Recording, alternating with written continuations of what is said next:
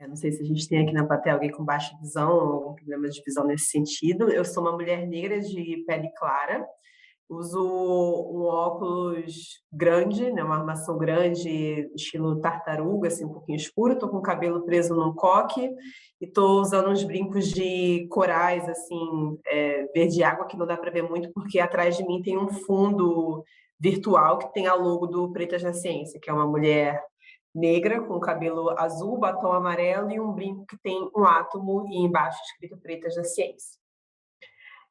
Não sei se as meninas querem se descrever primeiro, depois a gente entra para falar, ou se eu continuo falando. Acho que eu continuo, né? Bom, eu sou cientista, às vezes quando eu falo que eu sou meio cientista, meio ativista, sou formada em Química, aqui pelo UFRJ do Rio de Janeiro, aqui de Caxias, licenciada em Química. Aí eu terminei minha faculdade, fui para o mestrado, para fazer um mestrado em Ciência e Tecnologia de Polímeros, onde eu comecei a trabalhar com cosméticos. Eu tinha feito dentro do meu TCC uma parte para cosméticos, pensando na área de educação, como que a gente desmistifica um pouco a área da química pelo viés da beleza, por esse olhar dos cosméticos. E quando eu fui para o mestrado, eu achei que eu só ia trabalhar com plástico e borracha, acabei trabalhando com cosméticos também. E aí foi lá que eu me apaixonei pelo mundo dos cabelos e comecei a desenvolver nanoemulsões para tratar a fibra capilar. Depois eu iniciei um doutorado na mesma área, só que ao invés de trabalhar com nanoemulsão, eu comecei a trabalhar com nanopartículas, né, partículas sólidas de lipídio. E no meio do caminho eu acabei migrando para o corporativo. Trabalho hoje numa indústria de cosméticos, na L'Oréal, com o desenvolvimento de protetor solar. E conheci a Ana, e aí juntas a gente fundou o Pretas na Ciência, que é o nosso xodó. Começou como um projeto, foi fomentado pelo Consulado dos Estados Unidos, e hoje a gente está transformando numa agência, né, a Agência Pretas na Ciência, para continuar empoderando, fomentando e visibilizando a carreira de cientistas negras na área de STEM. Isso é um pouquinho, assim, do que... Eu sou carioca, sou apaixonada pelo Rio de Janeiro, por praia, por cozinhar, todas essas coisas me fazem brilhar os olhos também. E eu passo a palavra. Eu acho que eu posso seguir. É um prazer estar aqui de novo, Raoni, falando com você, falando com todo mundo que está aqui nesse grande encontro, né? E também acrescentar que Carol já foi uma grande ajudante aí do Pretas na Ciência, foi uma das nossas primeiras voluntárias e trabalhou com a gente muito forte, então é sempre um prazer voltar a estar nesse local para a gente discutir sobre beleza antirracista junto com ela. Então, para começar, me descrevendo um pouquinho, eu sou uma mulher negra, de pele clara, uso óculos, tenho cabelo curto, e no fundo tenho também o mesmo logo, né, do Pretas na Ciência, que está no fundo da Lívia. Então, a mesma descrição que ela deu do logo no fundo é o meu fundo de tela. E para começar um pouquinho contando dessa história, né, de como foi a minha jornada dentro da indústria de cosméticos, eu confesso que foi uma grande sorte, um encontro assim com coisas que eu gostava. Então, eu já tenho aí quase 8 anos de experiência dentro da indústria de cosméticos. Eu falo que eu fiz um grande trainee, até porque hoje é um dia muito especial. Hoje é dia 15 de março. Hoje é o meu primeiro dia oficial em uma nova área dentro da indústria de cosméticos, que eu vou falar daqui a pouquinho. Então, só para começar um pouquinho dessa jornada, eu comecei dentro de avaliação sensorial, então, avaliação de performance de produto, né, dentro da indústria de cosmético, entendendo como é que funcionava todas as metodologias para a gente avaliar e identificar os benefícios, qual era o diferencial daquele produto. Depois eu fui para a área de laboratório, fiquei mais um tempo dentro da área de laboratório, trabalhando com maquiagens e esmaltes. E depois eu fui para trabalhar com skincare, desenvolver, né, produtos, entender, fazer a parte mais de comunicação científica e valorização desses produtos de skincare dentro do mercado. E hoje estou oficialmente começando meu primeiro dia no marketing. Olha só. Então, eu acho que é um grande passo, assim, não só para a minha carreira, mas para a indústria de cosméticos como um todo.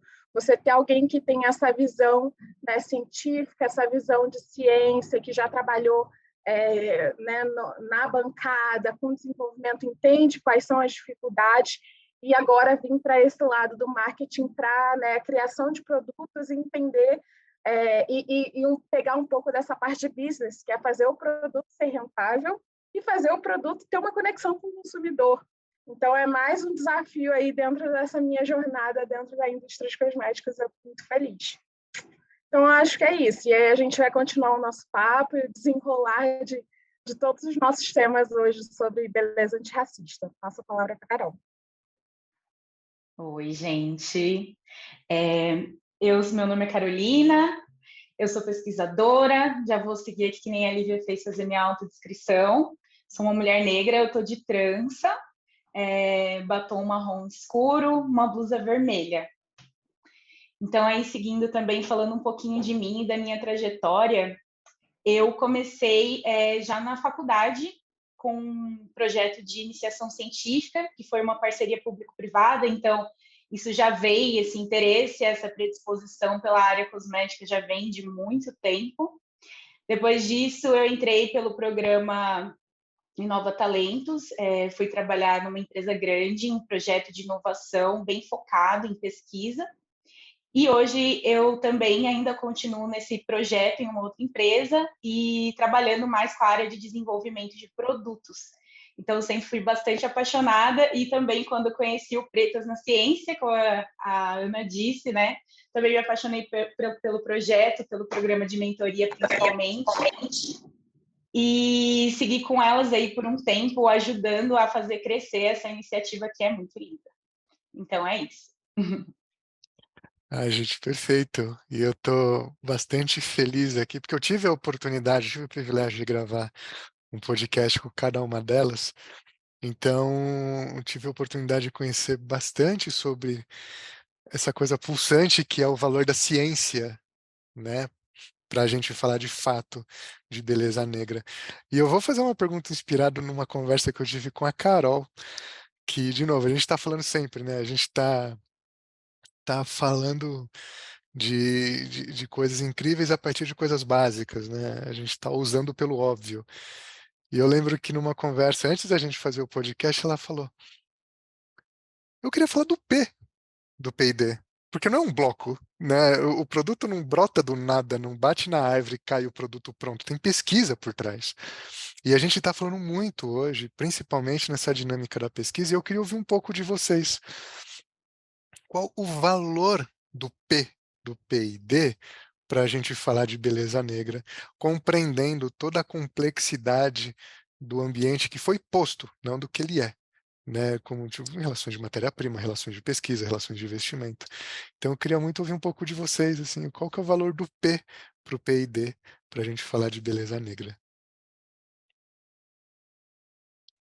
Gente, então eu vou falar um pouquinho. Essa conversa que eu tive com o Raoni foi bem legal, assim, porque no final, sempre quando a gente vai falar de P&D, a gente ouve muito sobre o produto, né? Tipo, a coisa final ali, aquilo que a gente pega na mão e fala, tá aqui. E o que a gente vê no mercado. Mas por trás disso existe todo um investimento de tempo, de conhecimento, de formação. A Lívia mesmo, né, já foi bastante tempo pesquisadora de pesquisa, né? Então, ela sabe também mais do que ninguém. E então, a gente tem todo um investimento de conhecimento e de desenvolvimento também, de criação por trás de um produto, né? Para você até mesmo criar uma tecnologia, uma combinação de ingredientes, uma nova forma para você apresentar aquele produto. Então, isso pode ser feito em várias frentes, né? Então, acho que a minha conversa com o Raoni foi muito pensando nisso, né? O quanto que a gente também tem que investir em planejamento, né? Em investimento, em pessoas capacitadas, e o quanto que a gente precisa também olhar para essa estratégia antirracista na hora de fazer essas pesquisas, né? Quanto que a gente faz pesquisa olhando para isso? Será que a gente não pode fazer algo voltado para colorimetria? Eu sei que tem empresas que já têm coisas nesse sentido, tipos de cabelo e tudo isso. Então, é isso. Se vocês quiserem falar nisso. Bom, super concordo com o que a Carol trouxe. Esse ponto ele é muito importante. Aí eu queria trazer um outro olhar, que é quem é que está fazendo essa pesquisa hoje. Porque, no fim, quem vai pensar em fazer produtos para nós somos nós. Só que se nós não estivermos lá, quem vai fazer? E aí semana passada eu estava num outro evento que eu precisei levar uns dados, e hoje a gente sabe que a ciência é majoritariamente feminina no Brasil. A gente tem 58% dos bolsistas da CAPES hoje são mulheres. Mas a gente não tem o recorte racial. E a gente sabe que se a gente fizer esse recorte, muito provavelmente ele vai ser um número muito pequeno em vista, né, das mulheres. Mas se a gente olha para grupo populacional, hoje o maior grupo populacional do Brasil são as mulheres negras, que são as maiores consumidoras de cosméticos também. Então, se a gente tem esse incentivo também para que essas pessoas consigam puxar a importância de você ter pesquisas nesse sentido, porque quando a gente vai olhar em artigos, ainda é muito difícil, é uma pesquisa que está muito crua. Você consegue achar muita coisa sobre pele, muita coisa sobre cabelo, mas você não acha muita coisa sobre pele negra. Você até acha coisas sobre cabelo crespo, porque aí já tem um certo tempo que a indústria olha no sentido de fazer uma diferenciação. Não em desenvolver produto, mas existe sim um conhecimento. A fibra, que é mais frágil, tem esse tipo de morfologia, mas quando a gente olha para a pele, não.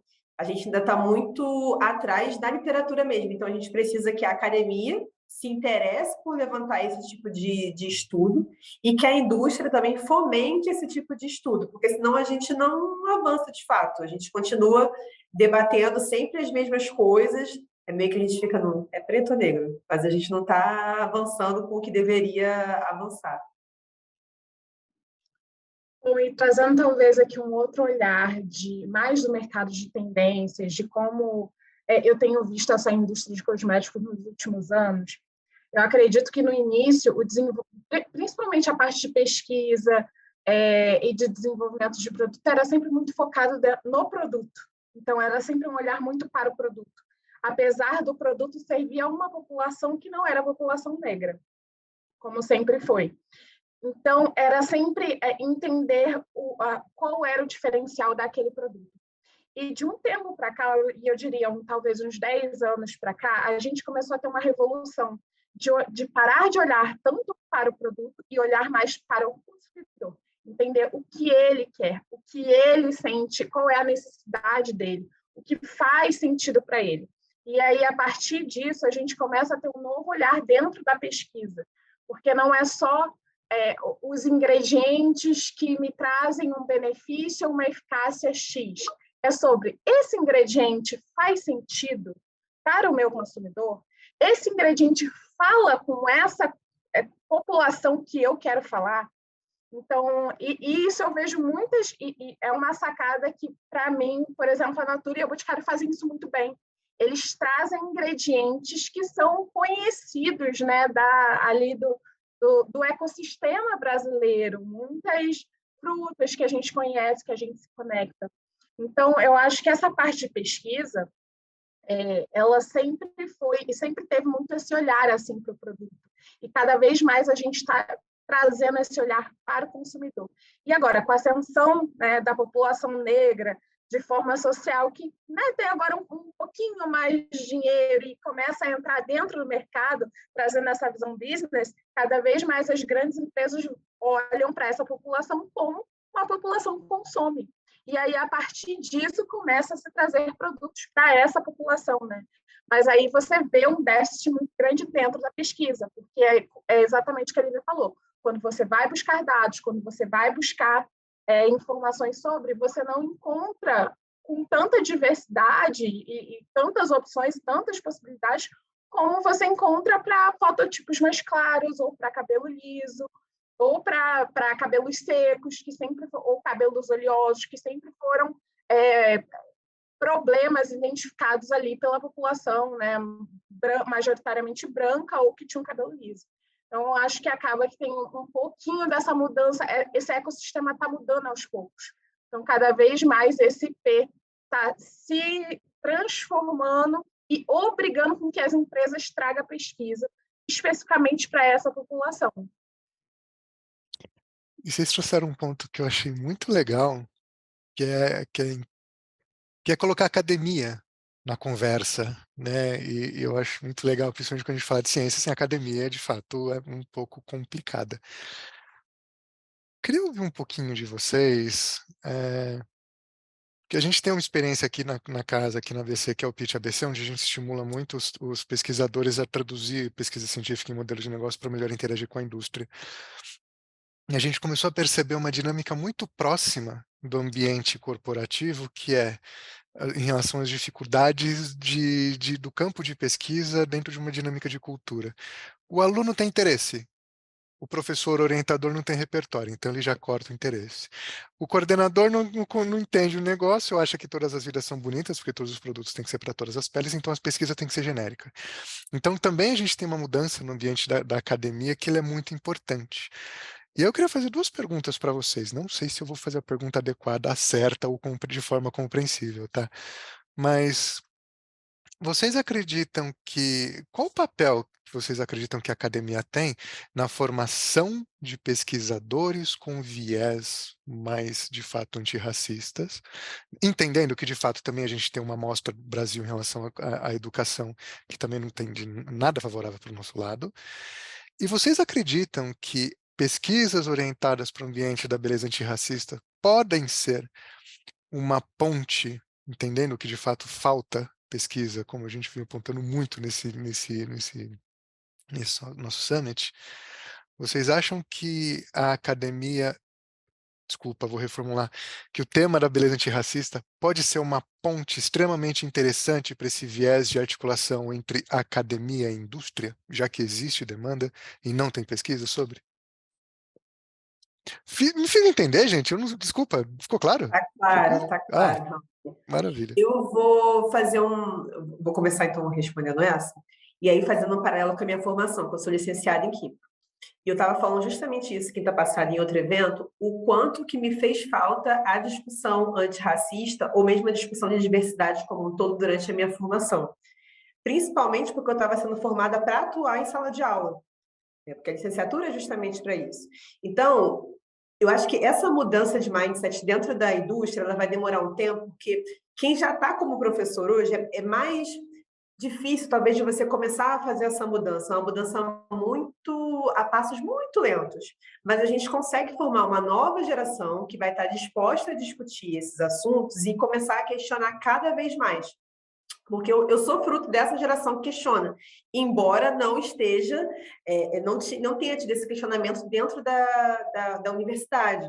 Mas depois de um tempo que eu saí, eu vi que começaram a criar os núcleos, né, de estudos afrocentrados, de estudos de povos originários também dentro do próprio IFRJ, de outras universidades também, que acabam fomentando essas discussões.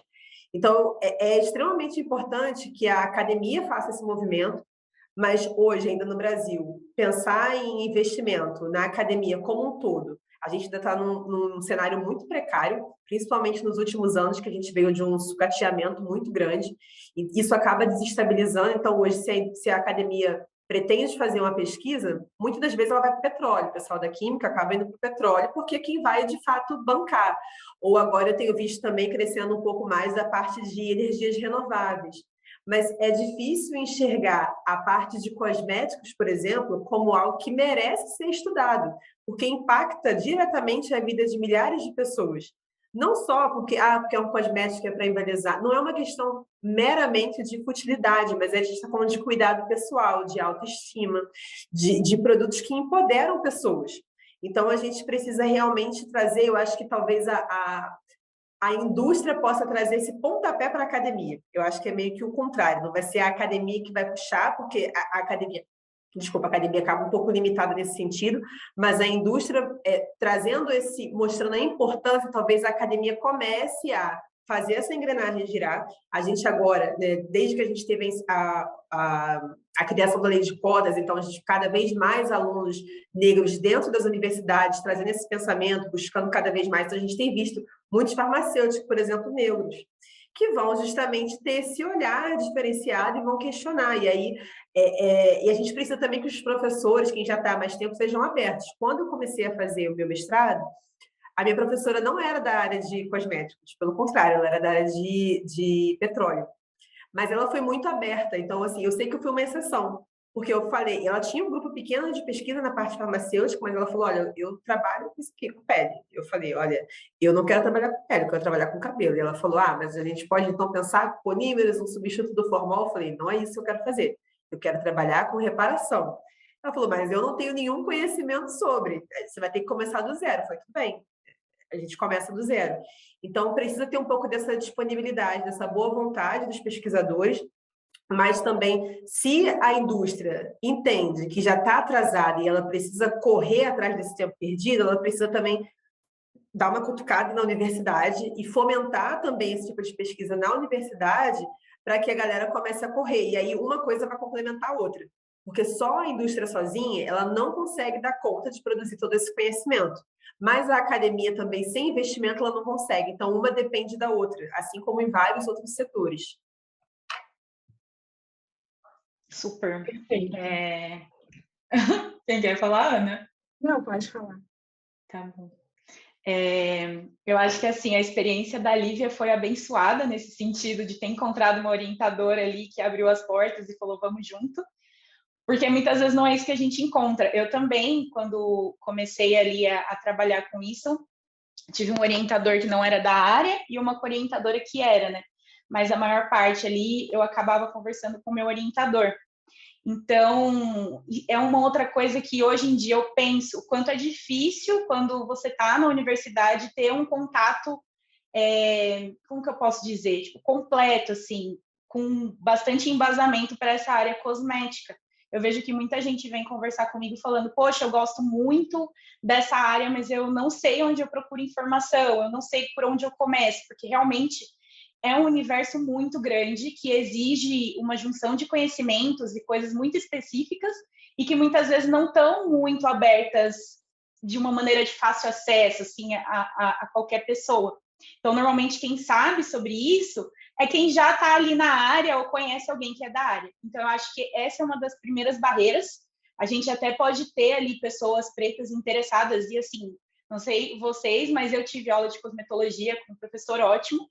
Muita gente gostava, ainda não se discutia essa questão antirracista, então, para mim, é a mesma coisa da Lívia, eu não tive nenhum contato com isso já na universidade, e eu acho que é importante que tivesse, né?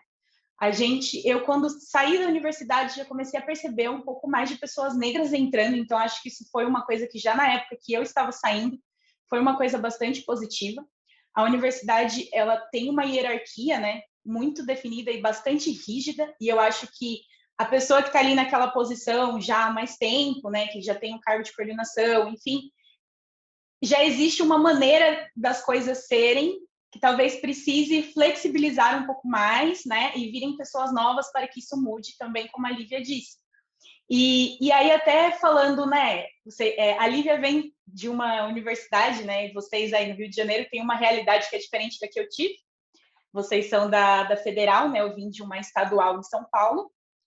E assim, as pesquisas, o investimento é pouco.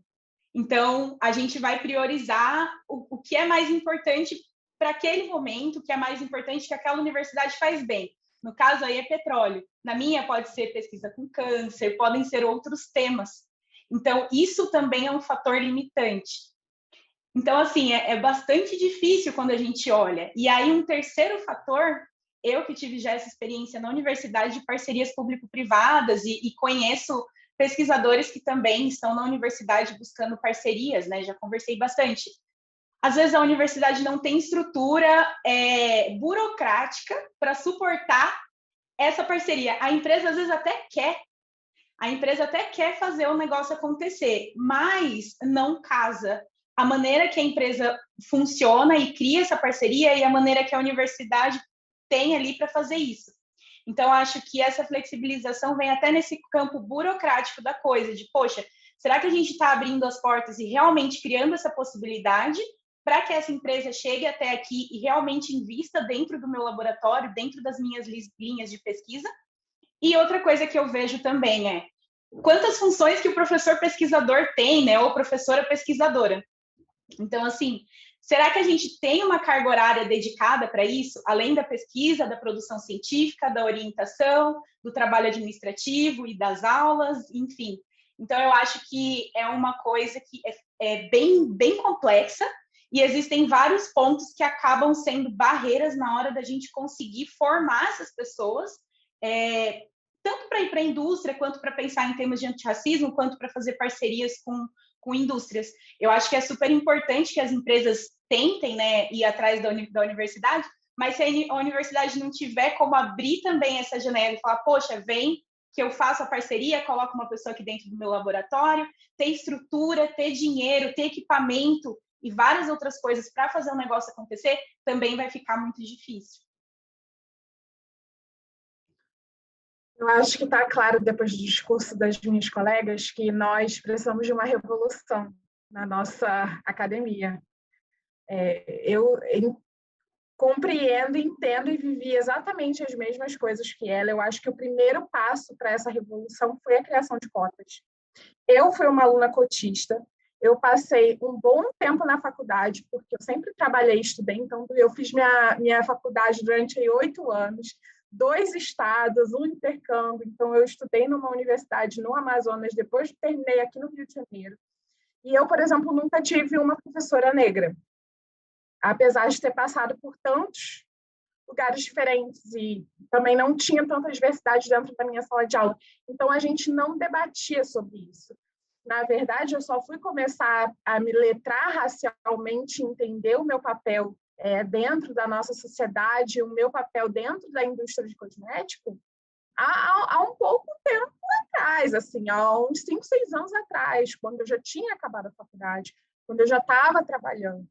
Então, eu acho que acaba que também é uma responsabilidade muito dessa nossa geração de como retornar, de como trazer essa academia também mais para próximo. Assim como a Carol, também fui aluna do Inova Talentos, que é uma parceria público-privada, eu acho que é incrível para você conseguir desburocratizar todo esse processo, né, de utilizar recursos da universidade, ao mesmo tempo investir na universidade, mas ainda assim é muito difícil. E eu posso até trazer um exemplo meu. Há pouco tempo atrás eu quis fazer uma parceria com a universidade, mas é tão burocrático porque, ao mesmo tempo, como que a gente paga a universidade que é pública e como que eles vão utilizar esse dinheiro, e eles não são empresa, e como você faz todo esse processo. E na indústria é tudo para ontem. Não, nada espera 1 ano as coisas acontecerem. É tudo, eu preciso resolver nos próximos 15 dias, no máximo.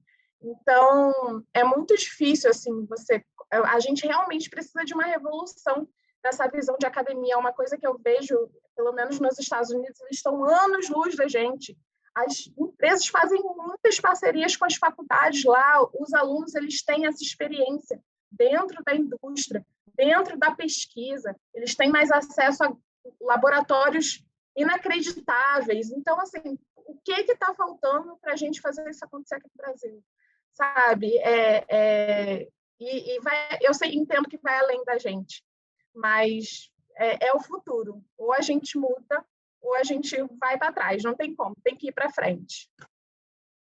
E só mais uma coisa que eu queria falar, que é o que eu observo, até aproveitando isso que a Ana está falando, é muito legal ver como isso acontece fora do Brasil, né? O quanto esse contato é muito mais próximo e o quanto os pesquisadores são valorizados dentro da indústria também. Então, uma pessoa que tem mestrado e doutorado, ela é vista como um pesquisador. E aqui no Brasil, a gente tem uma desvalorização muito grande, né, do que é ser pesquisador. Então, acho que isso também é uma coisa muito importante, assim, como que a gente faz para mudar esse cenário, né? Como que você saindo, sei lá, de um mestrado, um doutorado como pesquisador negro, se você falar de antirracismo, se você tiver essa pegada hoje, ainda vai ter o interesse da indústria, mas e anos atrás, né? Então, por isso que é uma revolução e é uma coisa que a gente tem que construir. E o segundo ponto as empresas brasileiras estão crescendo muito, muito, muito mesmo. A gente olha e vê abrindo lojas em outros países, né? E o quanto que isso vem se desenvolvendo e ganhando muito mais espaço no cenário mundial. E assim, a gente precisa de gente trabalhando com conhecimento e fazendo isso acontecer e criando estratégia para que isso se sustente, né? Então, a gente precisa evoluir também nesse campo. E para que isso aconteça, a gente precisa dessas parcerias. Então, tanto dos fornecedores, quanto das empresas de produto final, quanto da galera da universidade, é um mercado como um todo, e os produtores de conhecimento de uma maneira geral. Então, acho que esse segundo ponto também, de que a gente vai precisar disso logo nos próximos anos, ainda mais, por conta do crescimento que a gente está vendo das indústrias aqui no Brasil, também é muito real. Perfeito. Não, e, gente, vocês colocaram um ponto que eu acho extremamente importante. Primeiro, parabéns, gente, vocês são incríveis. E tem um ponto que eu acho muito incrível que vocês trouxeram com uma clareza muito, até do tipo, meu Deus do céu, pelo amor de Deus. Se queremos falar de inovação, temos que ter visão sistêmica.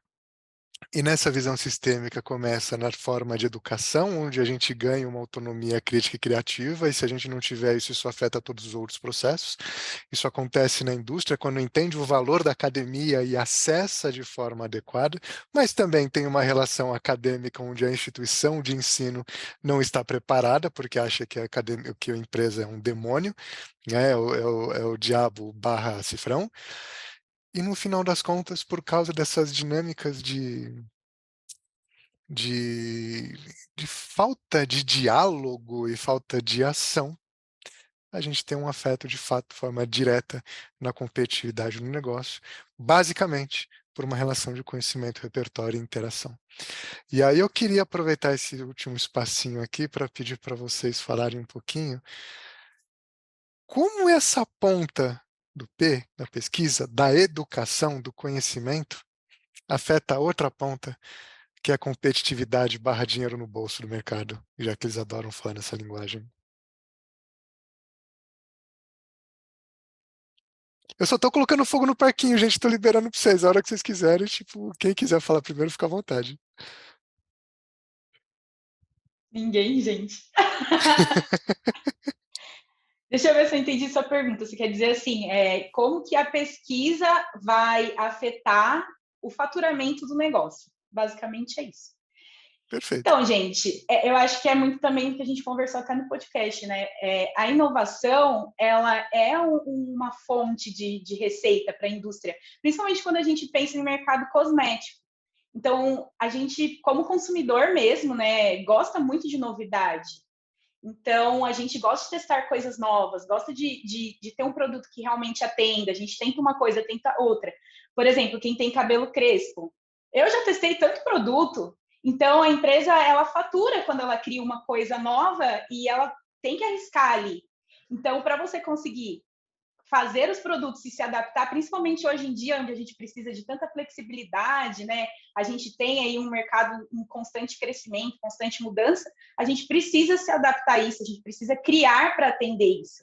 E também com essa revolução que a Ana falou, de, poxa, a gente tem que colocar o consumidor no centro, e a gente vem cada vez mais estudando esse consumidor e entendendo quais são as necessidades dele e criando, né, fazendo esse caminho de, poxa, como que eu vou atender isso? Sem pesquisa você não faz isso, sem desenvolvimento você não faz isso.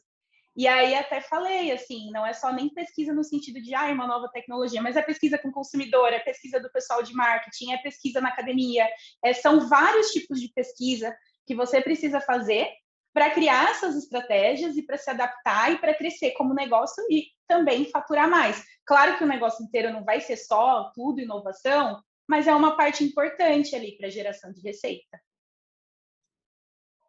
E um ponto, aí até trazendo o que a Carol trouxe, né, dessa necessidade da gente trabalhar com pesquisa, né, no sentido mais amplo da palavra, é também a pesquisa que sustenta a comunicação. Porque hoje a gente vê lançamentos, né, porque já se entendeu que a população negra consome. E as pessoas começam a lançar para essa população.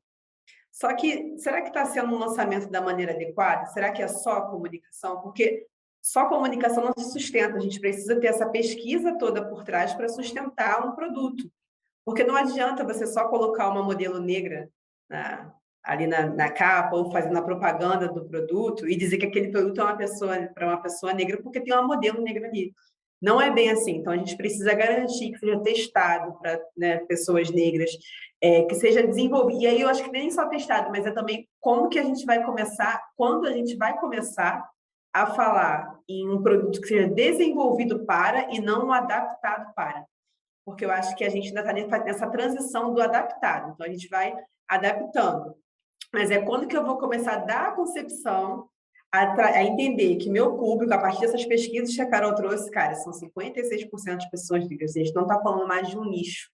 Como que agora eu trago esse produto pensado, idealizado para esse público em específico? E isso que é muito importante. O trabalho do marketing, ele é super, super importante nesse sentido.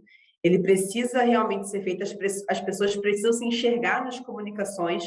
Eu lembro que teve uma pesquisa, acho que do Instituto Locomotiva, em 2019, que trouxe o ponto de que acho que são 82% dos consumidores negros não se veem representados nas propagandas.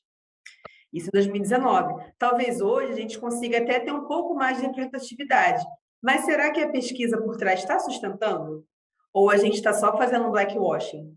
Não sei, muitas vezes eu fico com essa sensação. Então, para que a gente não caia nesse blackwashing, e aí a gente volta para tudo que a gente falou, é necessário ter pesquisa, é necessário ter investimento, é necessário envolver a academia, é necessário ter mais pesquisadores pretos dentro das indústrias, dentro da universidade, porque eu acho que por mais bem intencionada que pessoas não negras sejam, ainda assim é um problema que está muito fora do escopo de vida dessas pessoas. Eu não posso falar, por exemplo, por uma pessoa trans. Eu posso ser empático o máximo possível, mas só essa pessoa tem conhecimento das suas necessidades e do que para ela é importante. E quando você começa a criar um ambiente mais diverso e a criar essas discussões, você consegue ter um círculo ali de empatia para você ter esse desenvolvimento que seja cada vez mais inclusivo. Mas enquanto a gente não traz essas pessoas para dentro, fica muito difícil da gente realmente sustentar comunicações vazias. Então, a gente precisa realmente ter essa galera toda aqui trabalhando junto, pessoas negras, pessoas não negras, a luta antirracista é de todo mundo, mas não dá para fazer uma luta antirracista sem ter pessoas negras no protagonismo. Então, é importante também a gente ter esse olhar, não é lugar de fala, quando a Djamila traz, não é para calar ninguém, pelo contrário, todo mundo tem lugar de fala, a gente precisa ter o bom senso, que nem sempre a gente usa como deveria, né? Perfeito. E eu acho que esse é o meu grande desafio agora, né? Nessa nova área. Como transformar um P em faturamento, em dinheiro, como... Assim, eu acho que, por exemplo, o mercado de cabelos, eu acho que ele já está um pouco mais avançado dentro de toda essa questão. Eles já conseguem personalizar mais os produtos, entender melhor os consumidores, entender melhor essas necessidades, apesar de achar que o crespo ainda não chegou lá. O cacheado já está no caminho, mas o crespo a gente ainda não tem. A gente ainda tem uma pomada que segue as pessoas, o que é chocante. A gente ainda não tem nenhuma grande indústria trazendo produtos para tranças, para cabelos super crespos. A gente não tem. Então, e aí é um nicho, mas não. E falavam que era um nicho cacheado há, sei lá, 7 anos atrás, quando eu entrei na área. E agora não é mais um nicho. Então, a gente vai esperar não se tornar mais um nicho? Esse é o primeiro ponto. O segundo, eu acho que a indústria de peles ainda não chegou lá. Ainda tem claims muito genéricos, ainda tem benefícios muito genéricos para essa população. E o que eu estou esperando é qual é o próximo level, o próximo nível desses produtos para trazer para a população negra. Então, eu quero benefícios claros, numéricos, reais, do que esses produtos trazem para a minha pele. Qual é o diferencial? É só porque foi testado em tudo? Foi testado em todos? E o que além, a minha pele vai funcionar diferente da pele de uma outra pessoa. Então, qual é o além, qual é o próximo nível? Eu acho que, para mim, a pesquisa está aí. A gente consegue utilizar e trazer esses benefícios muito específicos, utilizar dessa trend de personalização para trazer o faturamento junto disso e trazer produtos que façam sentido. Perfeito. Gente, para a gente fechar com chave de ouro. Primeiro, antes de mais nada, eu quero agradecer porque foi incrível. Mas eu realmente queria fazer uma pergunta para vocês e, infelizmente, pedir uma resposta breve, que não é nenhuma resposta, mas eu queria perguntar o seguinte para vocês. Por que nossos ancestrais se orgulham de vocês?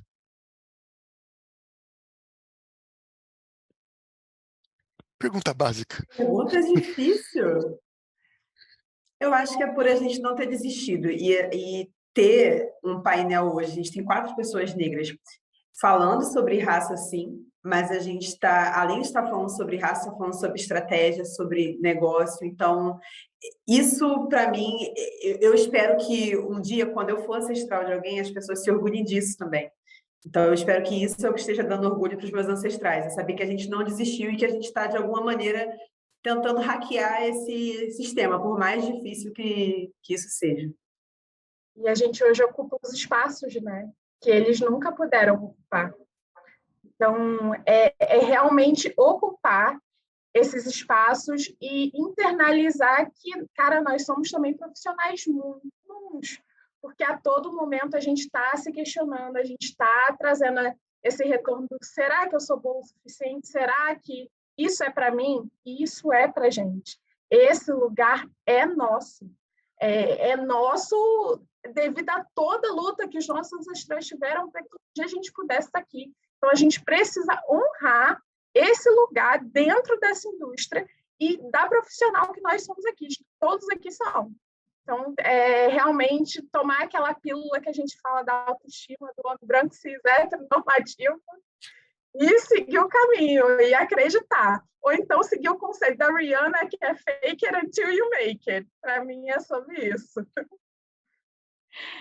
E para mim, ainda concordo super com a Ana e com a Lívia, né? E ainda acho que a recriação dessas redes, né? Que eu acho que por um tempo a gente não via dentro desses espaços em momentos tão abertos, assim, né? Da gente conversar, da gente compartilhar, da gente se ajudar muito nessa questão profissional mesmo, de abrir portas uns para os outros. E eu acho que isso é um grande motivo de orgulho, né? Que faz realmente a gente crescer. Aquela coisa, né? Uma sobe leva a outra, e assim a gente vai mudando esse cenário. Perfeito. Gente, eu queria agradecer mais uma vez imensamente a honra de ter vocês aqui com a gente. E espero que muitos escutem vocês. Eu já falei isso um monte de vezes no podcast também, mas eu acho que é nessas construções de redes e redes com capacidade de hackear o rolê que a gente vai longe e eu tenho certeza que vocês têm um papel fundamental nisso. Então, gente, eu queria agradecer muito vocês, foi uma honra ter vocês aqui com a gente.